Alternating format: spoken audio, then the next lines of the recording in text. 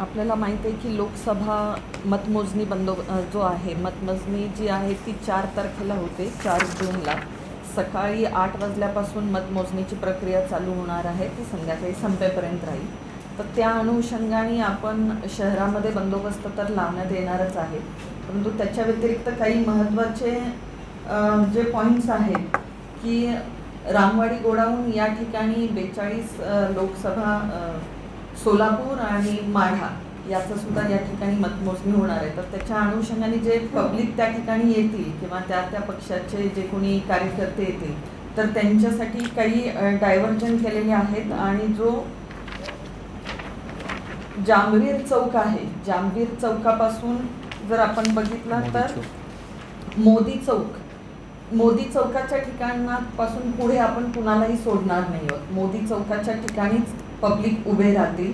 त्यानंतर मसिहा चौक त्या साईडने येणारे तिथं आपण ब्लॉक करतोय, मसिहा चौकामध्ये लोक उभे राहतील. त्यानंतर 5 कंदील चौकाच्या ठिकाणी लोक उभे राहतील. त्याच्यापासून पुढे जो आहे म्हणजे मोदी चौकीपासून पुढं जे काउंटिंग एजंट येणार आहेत किंवा जो स्टाफ आहे त्यांनाच तिथून पुढं अलाउड करण्यात येणार आहे. आणि ज्यांना काउंटिंग एजंट जे आहेत त्यांना कलेक्टर ऑफिसकडून विशिष्ट पास दिला जाणार आहे. त्या व्यतिरिक्त त्यांचं स्वतःचं जे काही ID प्रूफ असेल तर ते असल्याशिवाय त्यांना पुढे आपण सोडणार नाही आहोत.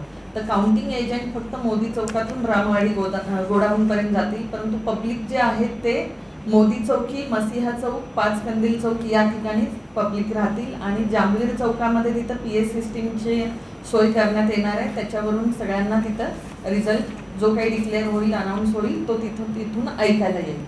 याच्या व्यतिरिक्त असं आहे की जेव्हा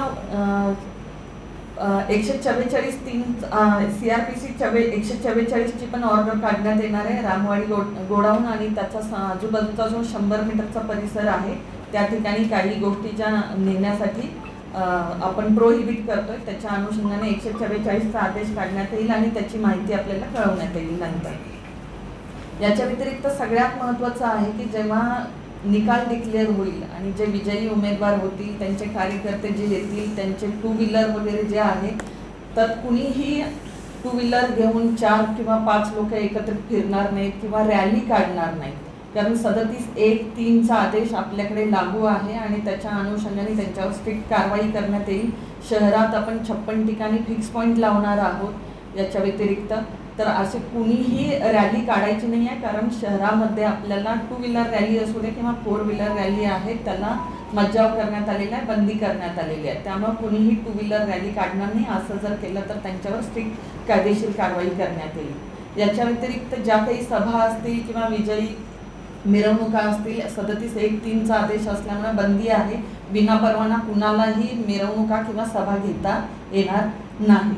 तर या इलेक्शनच्या अनुषंगाने मतमोजणीच्या अनुषंगाने ह्या उपाययोजना केलेल्या आहेत. तर याची सर्वांनी नोंद घ्यायची.